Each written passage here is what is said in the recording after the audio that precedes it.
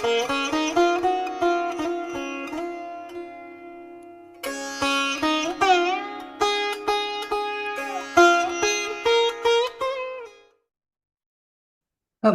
and welcome once again to White Lotus of Light conversational series. This is part 2 of my interview with Dr. Kathleen Ball, who has written an extraordinary book about Templars in Brazil. I highly recommend you watch part 1, as that relates more to her book about Templars on Brazil. Part 2, we go into all sorts of cool stuff like reincarnation, Lemuria, the rising divine feminine, and divine masculine rising to meet that, and a great deal of other things.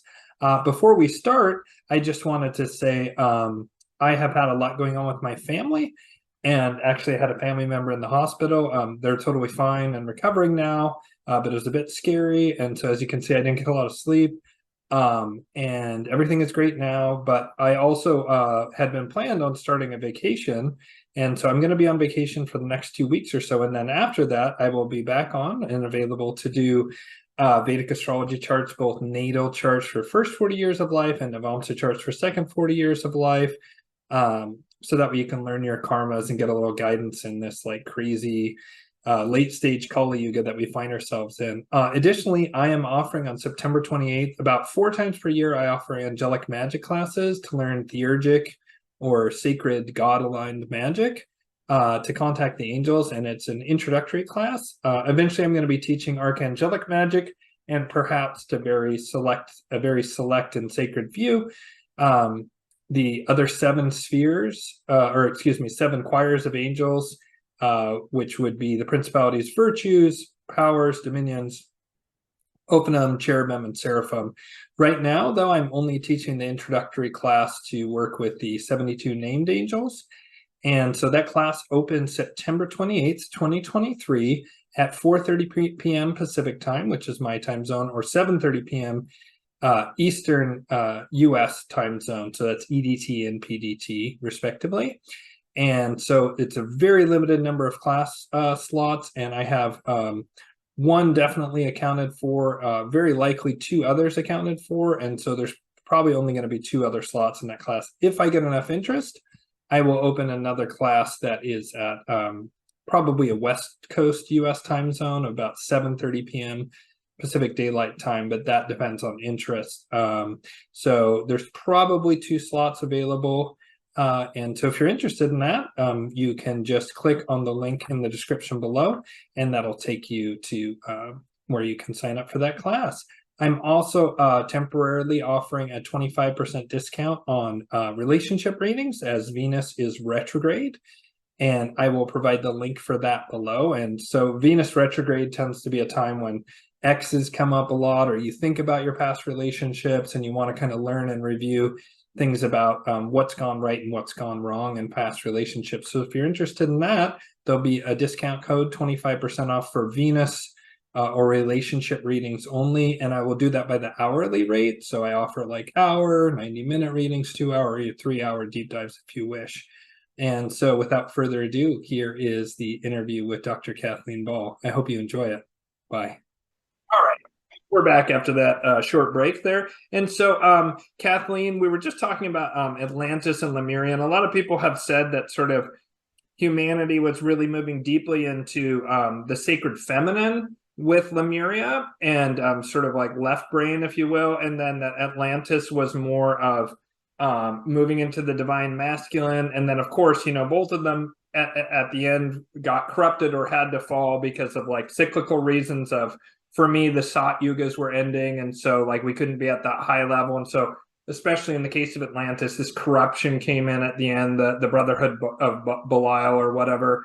You know, people have different theories on the exact specifics, and of course, you know, whether it was a comet like Graham Hancock says, or it was you know, a micronova like Robert Schoch or other people says, exactly what happened at the end of the Younger Dryas is kind of still up for debate, but clearly something happened. And so I noticed you mentioned a Lemurian cross, and I'm just curious of your thoughts on what I just said, and also when you mentioned that Lemurian cross that you saw in the cave, the Templar cave, is that correct? Yes, in the Templar cave, yeah.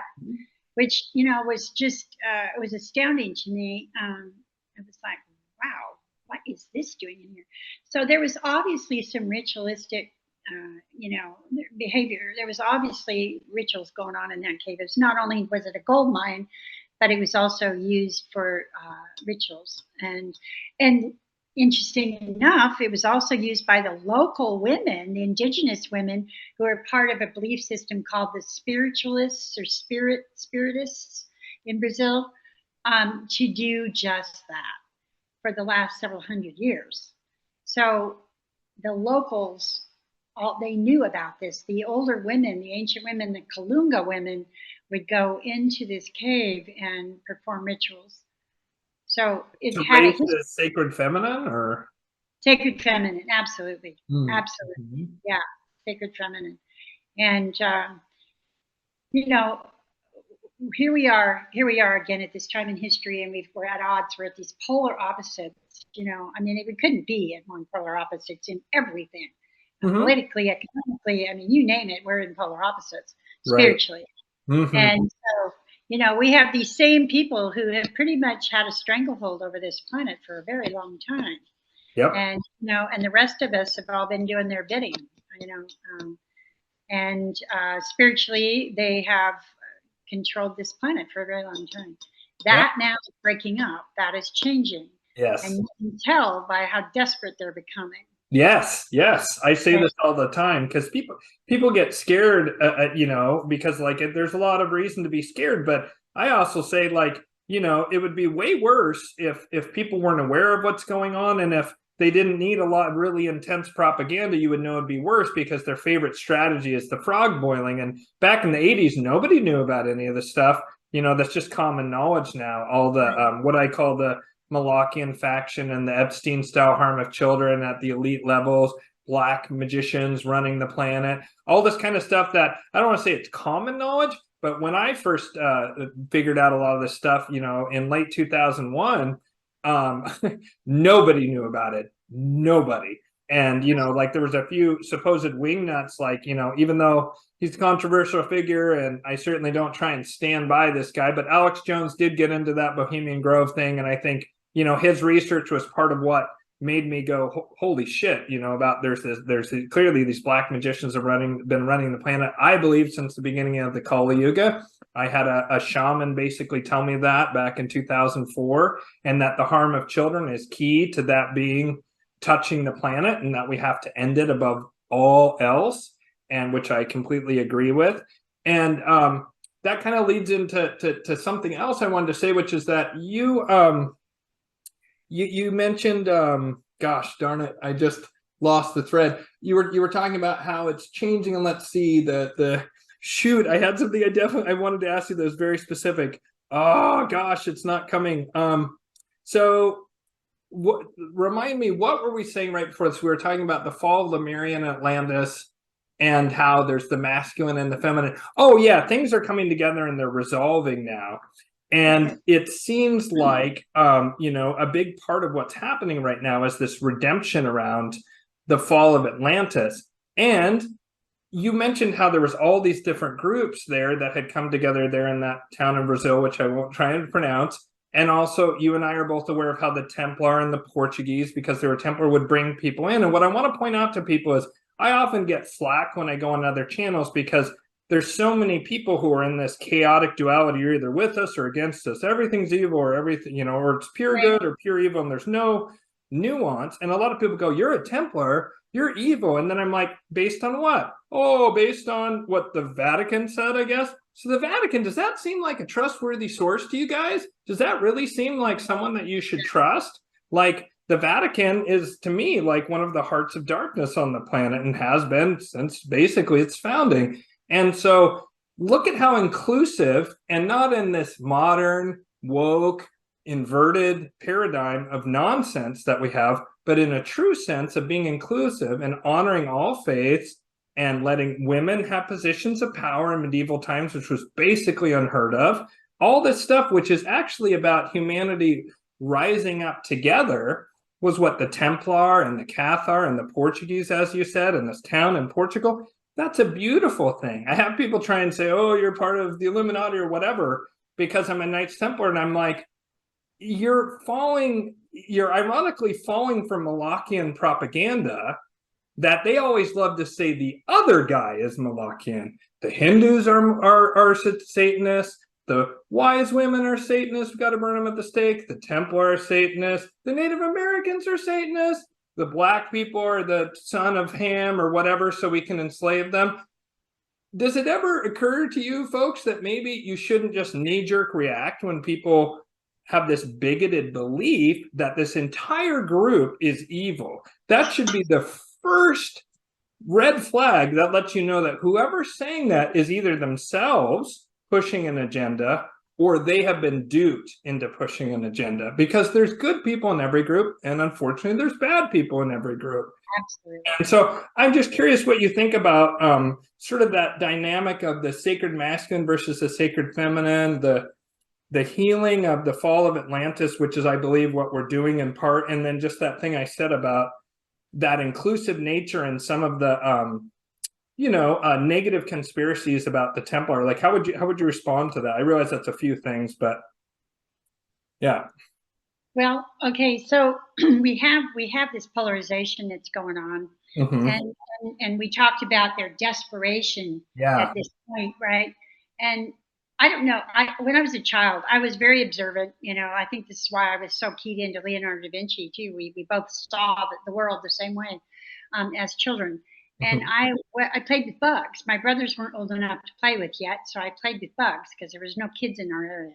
And I watched bugs. I watched everything they did, And I saw a bee on the ground dying, and it was rolling and desperate and grasping for life.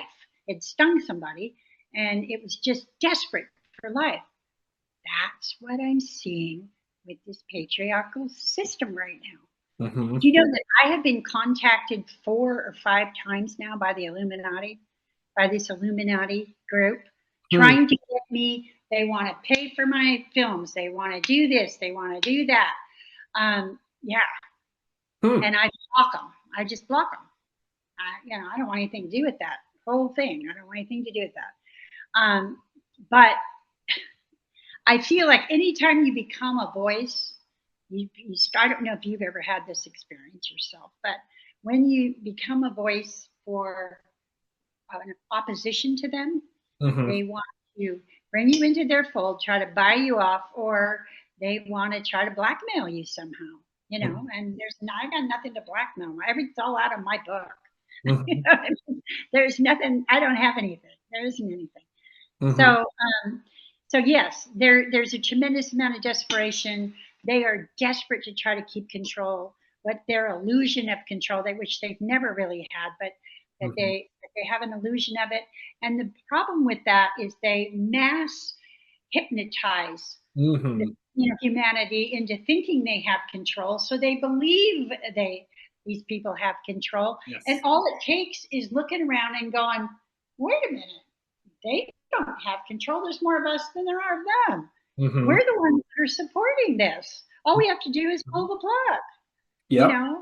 We're the ones with the power. Yeah. And, getting back to the feminine and the masculine, I believe what's happening now is a balance of male and female. Yeah. It's not necessarily a feminine takeover, but it's a balance of the male and female, which is our evolutionary path. We're at the end of the Kali Yuga. We're moving into the, Dwarka Yuga. It's an ascending Yuga. Yes. And we're moving back into where we're now going to become aware of our telepathic, our telekinesis, all of these abilities that we had in Lemuria that were subdued because the evolutionary path of mankind, it was necessary for us to develop the brain, the thinking, the mind, which was what Atlantis was all about, right? Yes. That was what it's all about. So, we can look at these things as negative. We can also look at them as a part of the evolutionary path of our collective humanity. And that's how I choose to look at it, because I see it as all necessary. Yes. Anne Boleyn, this is just an example. Anne Boleyn had her head chopped off, but if it hadn't been for Anne Boleyn, we would have never had the Reformation. Think about that for a minute. Think about that. If it hadn't been for Anne Boleyn introducing an alternative to Catholicism at that point in time, and King Henry I, in his desperation to have an heir, a male heir, right? He overthrew the Catholic Church. He kicked him out of England. That was unheard of. He didn't do it for any, any wonderful reason or anything. Right. It was very selfish motives. But the bottom line is, it still happened. And so here, Anne Boleyn sacrificed her. Basically, she probably didn't even know how important she was at the time. She was just a person in history that if she hadn't been there, the United States would not have been founded. The Reformation would have never happened. And history would not have unfolded the way it did. So it was necessary. Same thing with Atlantis. It was necessary. Yes. Necessary for us to go through that evolutionary path, because our evolution is going like this. It's in a spiral. Yes. Yeah. It's right. It's a spiral. And so for us to be able to evolve, right, we've got to develop all these aspects of ourselves. Yes. And we're now moving into a higher state of awareness, of consciousness, whatever you want to call it. And with that is returning many of our extra, perception, our extra perceptual abilities are also returning. And I'm hearing everybody talk to me about this. I'm becoming telepathic. I know when people are going to call. I know when da-da-da-da-da. And I wasn't having these conversations with people 20 years ago. Touching that thing again. It's okay, Kathleen. Go ahead. But people are telling me this. They were not having these conversations. I was not having these conversations. I certainly wasn't. I wasn't even talking about my near-death experience until 10 years ago or 12 years ago. Because it just people couldn't deal with it.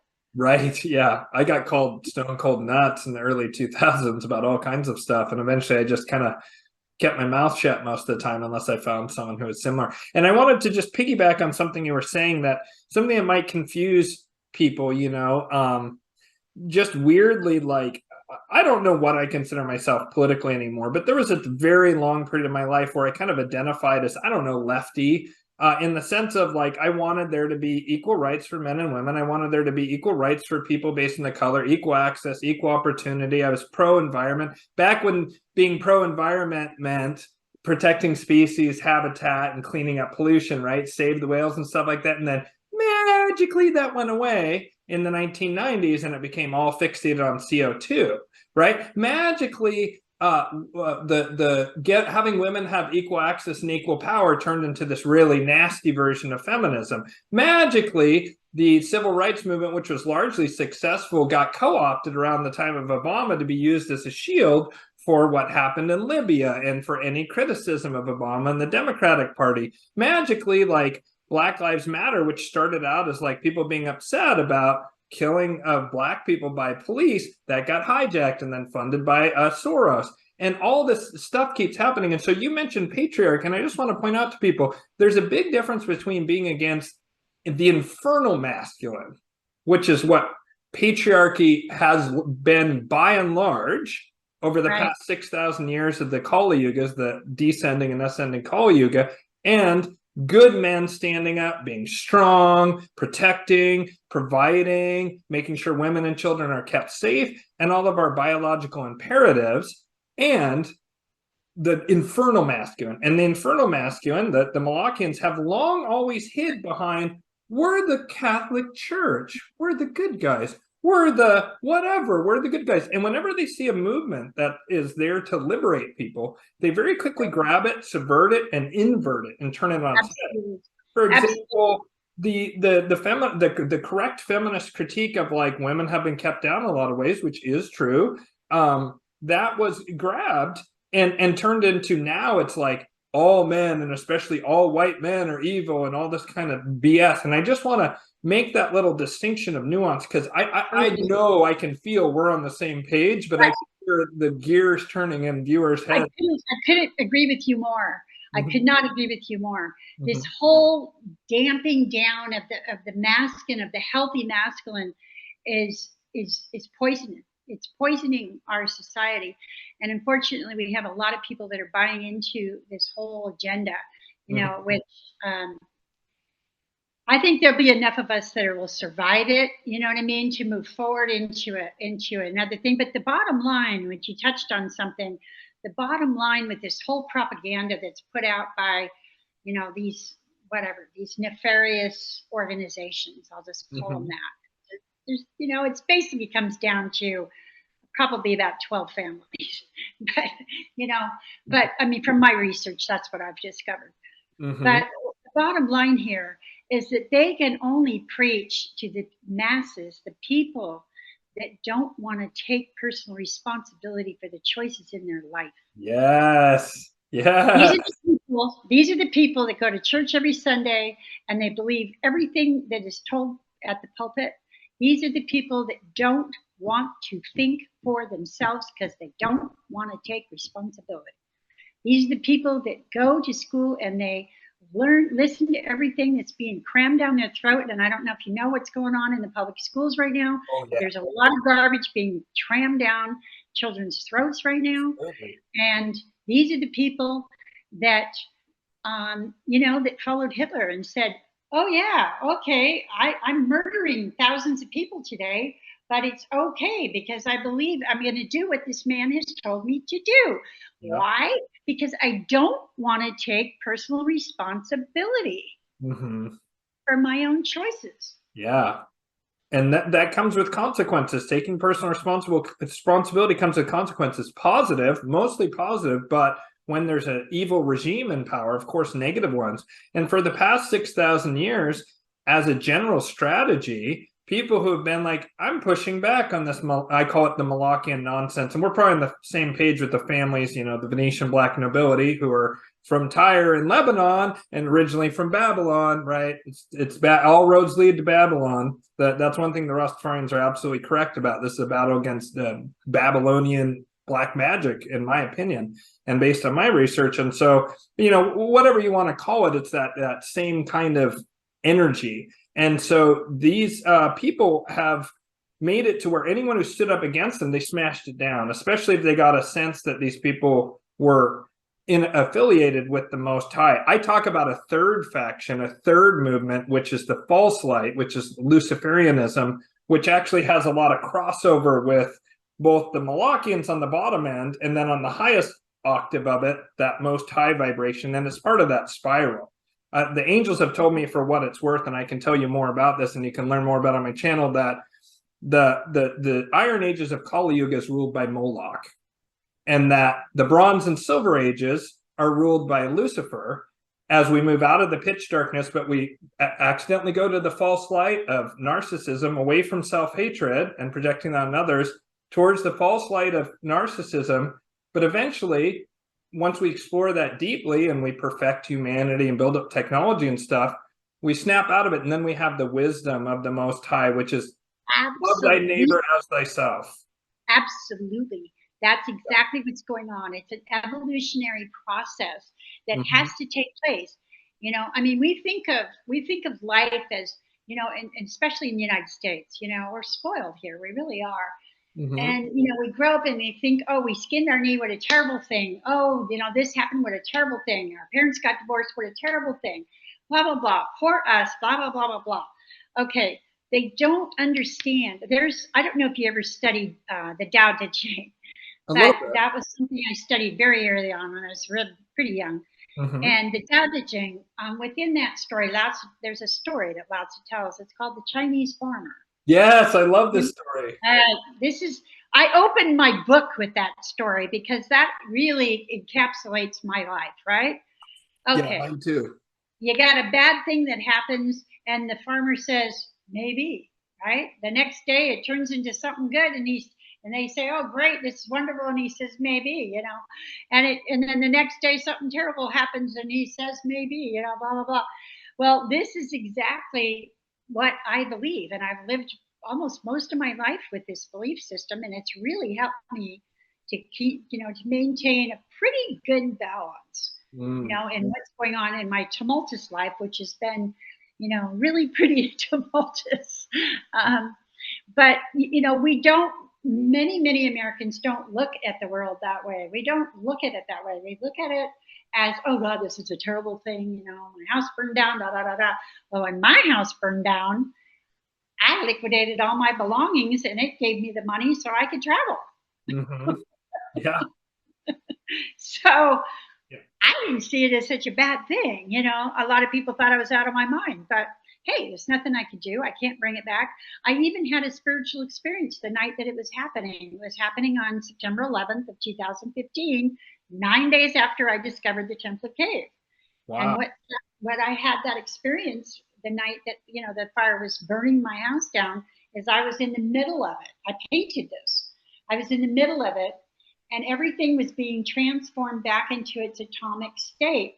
And now I could manipulate all of these atoms and all of these muons and everything and neutrons, neutrinos into whatever I wanted. Right? Alchemy. Yeah, spiritus. I've been thinking that the whole time. Spiritus, fire. Absolutely. That I was initiation by fire. That's exactly what it was. It was initiation by fire. So, so when I came out of that dream or that experience the next morning, and my husband's all freaking out, I think our house is gone, blah, blah, blah. I said, what if it is? What if it is? Right? I mean, okay, is there anything we can do about it? No, but we can make the best of what we've got. You know, we got our life, we got our cats, we had a cabin, thank God, we had another place to go to, blah, blah, blah.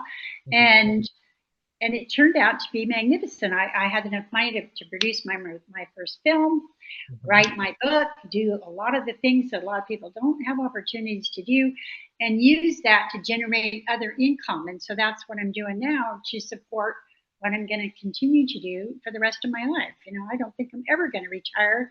I would probably drop dead at a sacred site. Yeah, that sounds like a good way to go. You know, I'd love that. Real quick for viewers who don't know, I'm going to do a really short version of what Kathleen said because it's such a powerful story. And that is the story of the Chinese horse farmer. It goes like this. There's a horse farmer in China, and he has a beautiful herd of horses. And he wakes up one morning, and the fence is broken, and all of his horses have fled. And his neighbors come, and they go, oh my God, you've been wiped out. Your livelihood is destroyed. It's been destroyed. But he's a Taoist, and he goes, it could be. It could be. And they go, there's no could be about this, bro. You got wiped out. And he's like, it could be. And they're like, man, this guy's crazy.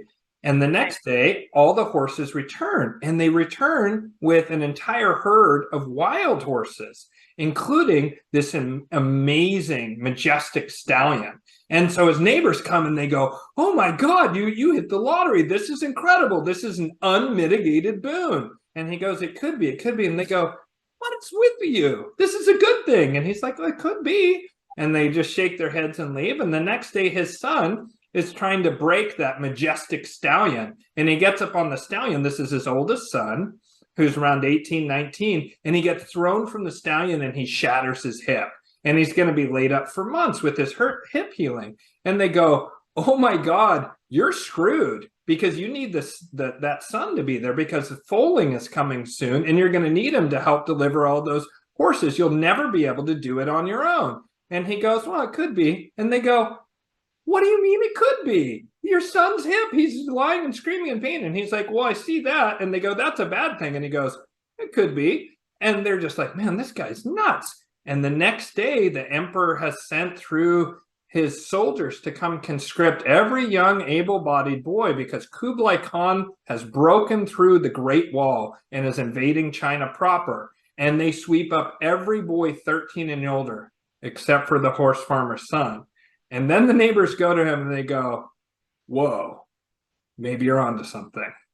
Right. And so this is about that interplay of opposites of what we have in the life. And Kathleen's reaction to it is so beautiful. And it also shows how, as immortal souls who reincarnate, despite the fact that Kali Yuga sucks, I think we can get a consensus on that, except for maybe the Molochians, and even they don't really enjoy themselves. They have self-hatred at the center. Like, Kali Yuga sucks, we can all agree on that, but it's necessary. It's necessary in our spiritual evolution. Necessary. Oh, go ahead. Go ahead. Right, it's necessary, and what's the story you just told is the same. It's a little different version in my book, but it's exactly the same story. You know, the Chinese farmer basically says, "Hey, maybe, maybe," and they keep coming, and they're just like dumbfounded. They don't understand why he's not upset or happy or whatever, going to these extreme emotions, and he just refuses to, to partake in that because he knows he's on a higher plane, and he knows, right? So yeah, so that is, that is just the way that the evolutionary process is unfolding. And I had a really interesting experience with a fellow, reconnective energy. I don't know if you're familiar with what was his name. Anyway, I guess it doesn't really matter. But he was teaching this reconnection stuff, and in San Francisco, I went with a girlfriend, and I met him, and I hated him. I hated his guts. I had never hated anybody in my entire life, and I hated this man from deep into my soul. I hated him.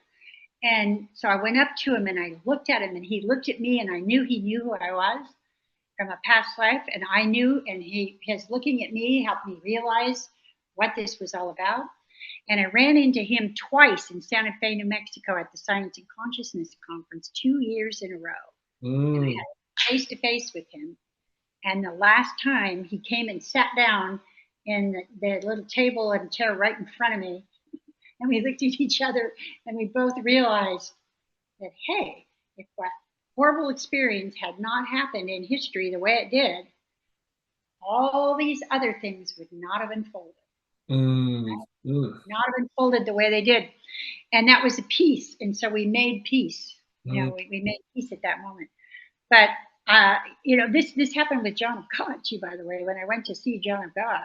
Like my girlfriend was working for John of God, she was one of the helpers or whatever. And we did go, after I found the cave in Alta Pariza, we did go down to Abadiania, where John of God resided at the time. And when I came through that line, what he typically does is you write down on a piece of paper what ails you, and you hand it to him, and his eyes are closed, and he feels the piece of paper, and then he whispers to his translator what you're supposed to do to fix it, right? Not with me. When I came through the line, his eyes flew open, and you never saw a more terrified man in your life. He was terrified of me. And I saw into his soul at that moment that he had been part of the Inquisition. And this whole healing thing that he was doing was an attempt to atone, but he was also hiding something which the world found out later. I'm so glad you brought this up, because I thought about this when you said listen to this. He had a heart attack 3 days later. Wow. Yeah. And I'm saying, forgive him, Father, for he knows not what he does. I'm saying that, and I'm generating that out. Basically, what I was doing is letting go of the torture that had happened to me in a past life. I was disconnecting from that energy that had shattered my soul. Wow. You see what I mean? And making peace with the energy so it no longer had any power over me. Oh, I love it. I love it. Healing trauma, that's something I talk about a lot on this channel. Healing trauma, which includes past life trauma, although that's very tricky if you're not tuned in the way Kathleen, and to some degree I am. It's very tricky, but healing trauma in this life is the single most important thing you can do to become a more effective and harmonious person in the world. And then you emanate that. And you also recapture all that trapped energy or dispersed, shattered energy. You bring it back in, and then you can move it in different directions. And I've done all this work because I was very, very traumatized when I was young. I had complex PTSD. I had horrible things, nightmarish things happen to me.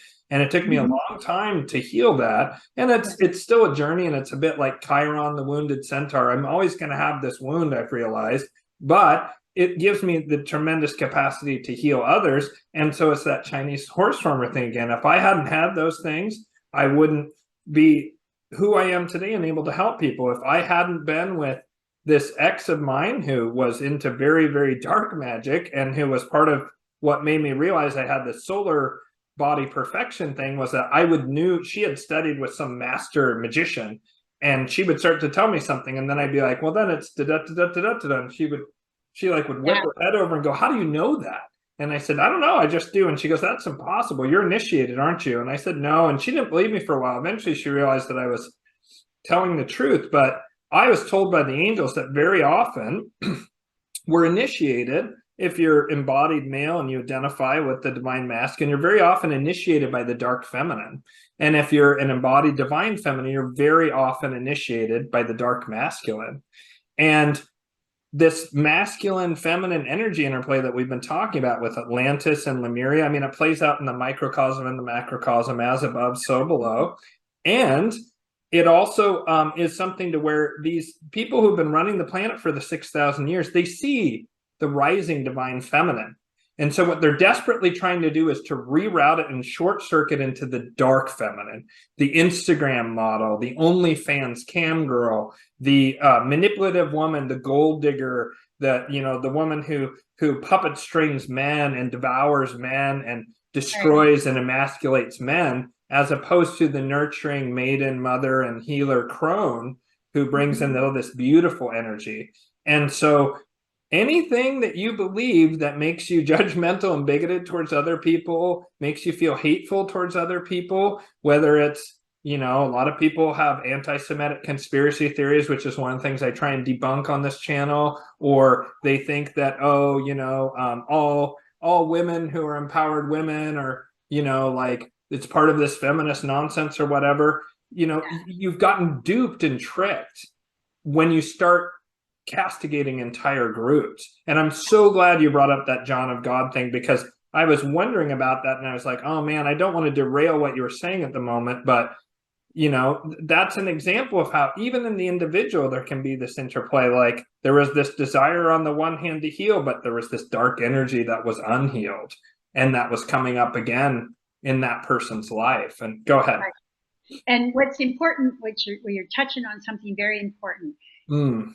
That cannot happen unless the person is unhealed, unless they have not dealt with themselves, gone into their shadow body, whatever you want to call it, and looked at some of those things. And I'm telling you, some of those things in past lives that we have done, that you and I have done, that everyone has done, have not been nice. Okay. Right. We have participated in things out of fear or whatever that were not nice. And those things have to be healed. When I went into the Amazon jungle the first time in Peru in 2000, I think it was 13, I had a healing of 7 tumors. So the cancer tumors, I told you I had 29 cancer tumors. 7 of them all of a sudden developed at once, right? And so I was pretty desperate. So I was finishing my Ph.D. at the time, and the university that I was involved in had offered this trek into Venezuela or somewhere. I forget where it was, but anyway, this ayahuasca thing, right? And I thought, okay, I want to try that. But they thought that I was too sick. So they were afraid to take the liability, right? Which I understand. They're affiliated with the university loosely, blah, blah, blah. Okay, so I went online and I started researching, and I found somebody that I energetically connected with. And I said, hey, this is the circumstances. I've had a zillion tumors. I have 7 now. I want to heal these tumors. I have enough energy. I have plenty of energy. I want to come into the Amazon jungle and do this. I want to get rid of these tumors. So he said, okay, all right, I'll take you on. And I still am friends with this guy today. But anyway, so I did that. I went in and I did heal the 7 tumors. They were shocked when I came back. But what happened is my liver was in such bad shape. If I had stayed in the Amazon jungle at that point in time, and I could have probably healed my entire liver. But I wasn't, I was teaching still. I thought I had to get back to work.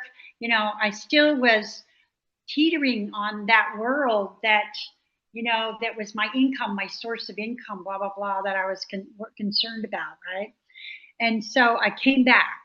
And I ended up having to go through a liver transplant. And I'm now, the beauty of that is that I am now off all the anti-rejection meds, which is unheard of. I went back into the Amazon jungle during 2021 when I was filming the second segment of the Templars in Brazil, when I went in to interview the Huni Queen people. And they invited me to a healing ceremony. and I have never taken an anti-rejection med since. That Mm. was 2 years ago. So it's a medical miracle. Stanford University documented the whole thing, not the ayahuasca, but they documented my blood work when I got back, and I've been released from care. So, you know, this is powerful, powerful energy. But I'm in a whole different headspace in 2021 than I was in 2011. I didn't have the level of fear that I had. I didn't have the level of insecurity. But in Peru, when stepping back into Peru, when I went through that experience, the ayahuasquero who was performing our ceremony was my son in a previous life. And I had been involved in child sacrifice in that lifetime. And it was a horrendous, horrible, I mean, I sobbed and sobbed, and we held each other and we healed that trauma, that joint trauma that we both carried. And I was able to heal the 7 tumors as a result, right? Tumors were a gift. They were a gift. If I hadn't gotten those tumors, I would have never went into Peru. And last thing on the planet I would have done is ayahuasca. Wow. You know what I mean? So illness, we have to look at illness as interpreted as possibly a gift. My liver disease that lasted from the time I was 18, 19 years old in 1975, all the way up until 2015, when I had that transplant. What was that, 30 years, you know, whatever it was of my life that I had that. It taught me more about life than anything else that I've ever been through. So even that I was able to utilize as a blessing, you know, as a way to move forward in my life. You know, I mean, back to the Chinese farmer, right? Yeah. But you know, we have to push out on faith. We have to, and I think I was born with this ability. You know, I've been a trailblazer ever since I was born. You know, I was handing out ancient books. My dad freaked out. I came home one day and I was like 2.5. I'd loaded up my red wagon because I couldn't read, right? So I'm going to share all these ancient books from our family library with our neighborhood. You know, I mean, I was a trailblazer. I was a sharer. I was a cooperative person. I believed in cooperation. I believed, you know, I talked to animals. I talked to bugs. You know, I had all these abilities that I was born in this life with. And there wasn't much that could detour me. Although I do believe that these forces that we've discussed do try to thwart us in this life. And I had some very traumatic experiences. I was placed in a foster home very young. And when my mother had some difficulty, emotional breakdown, and my father was in Army intelligence at the time, he wasn't in the country. And so, you know, this whatever, I believe it was, you know, very satanic ritual that I went through a number of very, very horrible experiences in this foster home. And I think that it was an attempt, again, an attempt to try to continue to keep me down, because I think that somewhere, somehow, they sensed my power and that I was coming into this life to do something significant. You know, and I think that's been the attempt with all the temptations I've gone through. I don't drink, I don't smoke, I don't take any kind of drugs, I don't take any kind of substances. I don't have any addictions.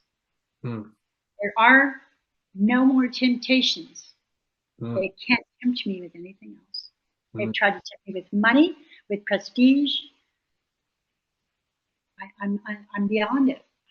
I'm beyond it. So I feel like I've jumped through the hoops. You know, I've bypassed all their bullshit. Excuse my language, but that's just the way it is.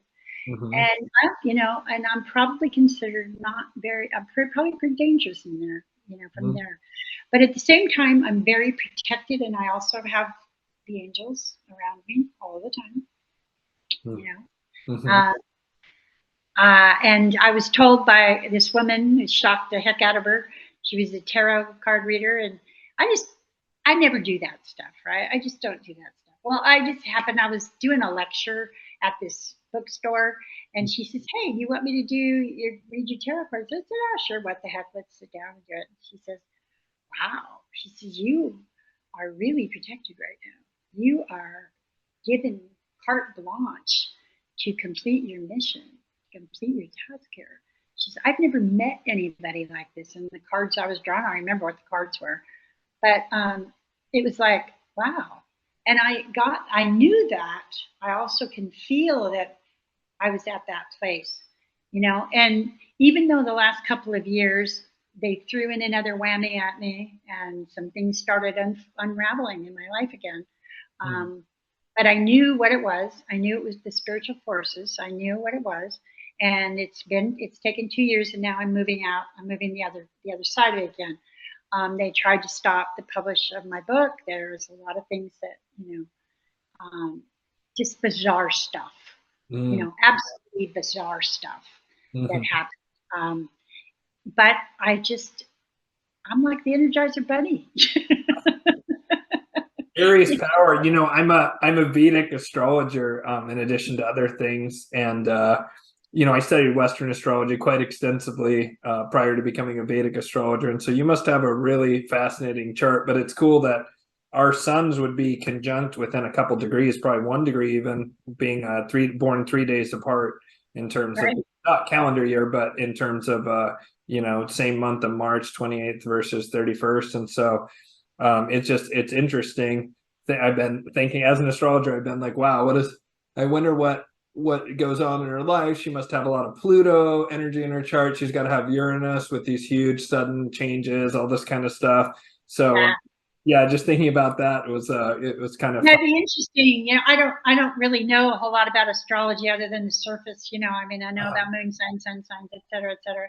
Yeah. But I didn't never really got in depth with it. You know, I went more numerology. You know, my numerology and Kabbalah. I've studied Kabbalah for 30 years. So 33 years, actually, 33 years now this year. Well. Yeah, here we go again, 33. Yeah. But yeah, so that's kind of the route that I took. I didn't get into, well, of course, Kabbalah, you study astrology. It's part of it. Kabbalah is everything. You know, it's everything. But so I'd be curious to see what your chart, you know, compared to my chart, and where the converging planets, how they work out, you know, in our chart. Yeah, it's been super fascinating. Well, Kathleen, I think that this is a great place to probably end things. But I would love to have you on again, because we flow really well and clearly have a lot of similar interests beyond just the Templar connection. Do you have any closing thoughts for listeners? Like, I really loved what you said about trauma and just the way that you've parlayed like some of the difficulties in your life. I feel very similar about my own life. But do you have any like kind of final thoughts for viewers before we end? I do. I would say to everyone on this planet that, you know, now's your opportunity. We're moving into something really great. You know, please don't sell yourself out. Don't sell yourself short. Yes. Your life is a grail quest. That's what I found. My life has been a grail quest. I have found treasure. I have found caves. I have had healings. All the things that a grail quest is, I've experienced, and I am not abnormal. I am normal. The only abnormal thing about me is that I refuse to give up, and I'm very persevering, and I'm like the Energizer Bunny. You can't stop me. I just keep moving forward no matter what comes down the pike. And so, you know, this would be my message to all of humanity, to all people, that, hey, you know, just keep moving forward. And if you have an inclination to do something, if you have a heart's desire, you were born with that heart's desire for a specific reason. Your creator implanted that in you, and that's part of the beauty of who you are. And it is your duty, it's your obligation, it's your destiny to be able to express that and fulfill it and follow that path. Wow, I love it. You knocked it out of the park. You as Sam Tripoli, a friend of the show, says, you dropped the hammer of the gods here. Like wow, beautiful. I couldn't agree with that more. I'm going to put up all of your information below, but where can they find you? Where can they find your book? Where can they find your video? We kind of mentioned at the beginning, but just to remind folks. Well, you can go to my website. It's HTTP and all that, www templarsinbrazil.com. And you can pull up my film, you can pull up information on my book. You can also go to my Facebook page, either The Templars in Brazil or Kathleen and Ball. Or you can email me at templarsinbrazil@gmail.com. You know, I reside in Amador County and also in the Santa Cruz Mountains, and I'm affiliated with the arts. I'm still very much connected to the arts community down here. And that is a good subject for another future program, because I want to talk to you about what's going on in the art world that simultaneously is going on with all these other energies that are happening. I don't know if you know, but artists very often birth our future. They help us birth our future. And I've been an artist all my life. So anyway, so there's some big things that are going on there, and I stay affiliated with all that stuff. So you can also connect with me through the Mountain Arts Center here in Ben Lomond, California. I'm going to be doing a book signing on August 3rd there. I'm also going to be doing a book signing in Sutter Creek in the Amador County at On Purpose, which is the metaphysical bookstore there. And I'll be doing some future ones as well. I have a couple shows. I've got another radio show coming up with Curious Realm, and also with another one, Michelle Desroches, her program that's coming up in September. So, you know, I'm going to be a lot more out there and accessible, but those connections, you know, the email and the website are probably the best for now to get hold of me. I do a lot of interaction with people on Facebook, Instagram, LinkedIn. I do get back. You ask me a question, I will answer it. And, you know, I don't blow people off. I answer every question. So. Yeah. That's awesome. I answer every question too, except for about flat Earth. I'm done with that subject. If you want to see my response to that, any flat earthers who haven't already unsubbed because of I threaten your religion, my comment is on the Shadow Wars 2 episode 2. I just have it pinned at the top because I'm never addressing flat Earth ever again. This is literally the last time. So thank you, Kathleen, and it's been amazing, and I look forward to having you on again. All righty. Well, thank you, Ian, for having me. I really enjoyed it. I enjoyed connecting with you. It was wonderful. Yeah, and thank you, viewers, for coming on. All right. Bye-bye.